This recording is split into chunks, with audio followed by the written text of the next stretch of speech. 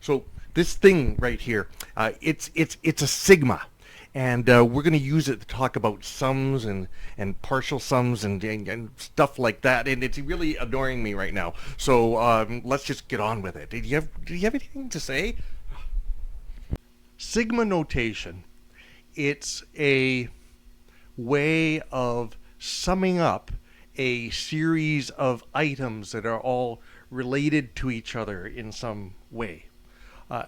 So in a previous video, which I think is on there right now, we did pi product notation, which was about multiplying a bunch of similar things. Now, it looks maybe all daunting when you see this Greek letter and you go, oh my, and it's all these letters. But the idea is to take arithmetic that really isn't arithmetic, right? That isn't really complicated. I mean, you can have complex stuff in there, but it's to compress it so that it's all in one little chunk. Okay, so it's like it's a zip file, and so I'm going to show you how it's zipped and how it's unpackaged. And yes, you can have some very, very, very complex stuff here, but it doesn't have to be. So let's say let's just do this. Let's say you want to add 1 plus 2 plus 3 plus 4 plus 5, and what do you get? That ends up being 15. All right. Now that doesn't take very much room. But what if you had like 100 terms? Okay, but we'll just do 5 here. Now, how are they related? Well, everything keeps getting each term is always an increment of 1. Okay, so there's a rule how to go from one term to the next. So what we're going to do here is move this, and we are just going to put an I, and the I stands for our term. Okay, and now in this case, the term number and the value are the same. Okay, term number 1 is 1, term number 2 is 2. Okay, so I'm going to put down here, this is where I want to start, at I equals 1. Okay, so that tells me the value of the first term. And I'm going to say, let's go up to 5. Okay, and this says count from 1 to 5 and add everything. So the first term will be 1. Okay, and then add that. Because the sigma always means add. And then number 2, add that.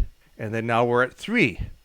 Add that. You know, if you've done any like computer programming, you know how you've got a loop where it says from 1 to 5, do this, what have you. This is a loop. This is what this is.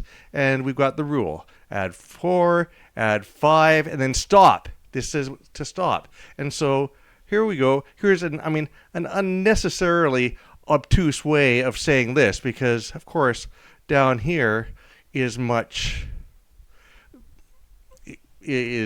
simpler on the eyes, right? But what if this number were not 5? What if 100?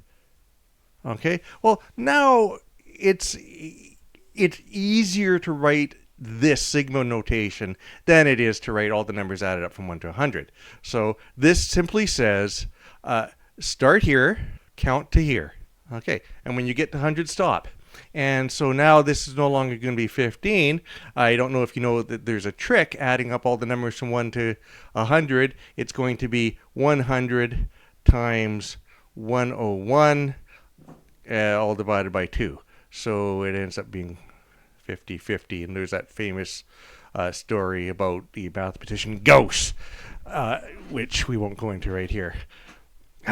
Okay, so now this still my point is that this can be used to represent very simple stuff, but we can put really messed up stuff in here. Let's go someplace else. Okay, and then the rule is square it.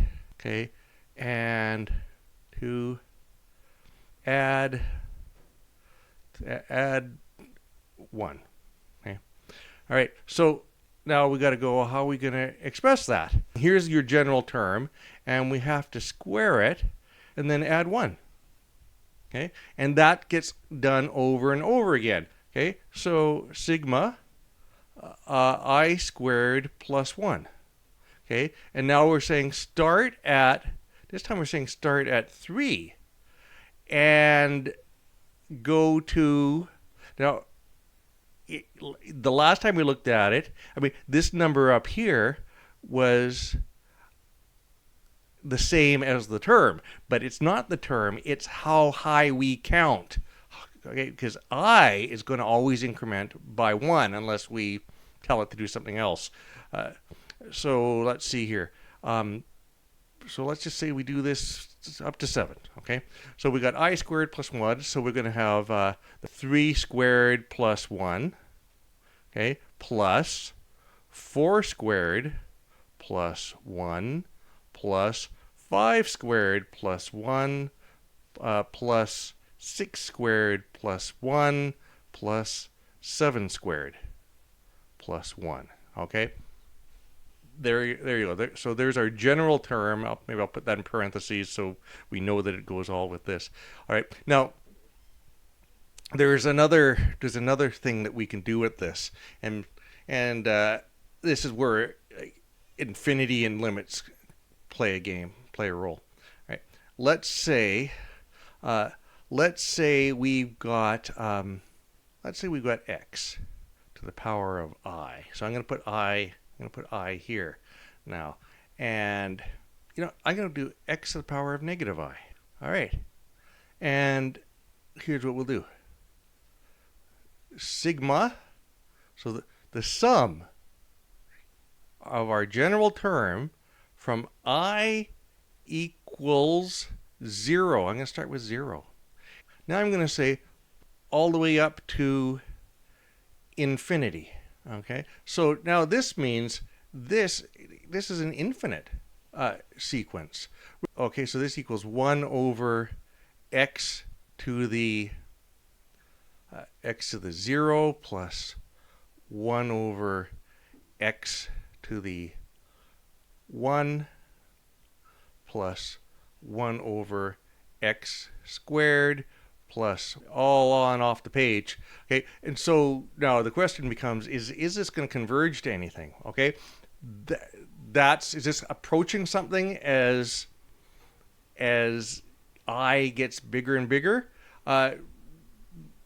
That could be a question. Okay, but we would express it like this. Okay, now another way that we could have said that is we could have said I equals 0 to n. This is what and negative I, and we could have said, put it as a limit. Hey, the limit as n approaches infinity, and that might be the case too. You've got an infinite sum, and we could write it. We could write it that way, because this is really we're dealing with a limit here, because of course we're not going to add up an infinite number of terms. That's the basics of what sigma notation looks like. So now when you see it, you will know what you're seeing. Until next time.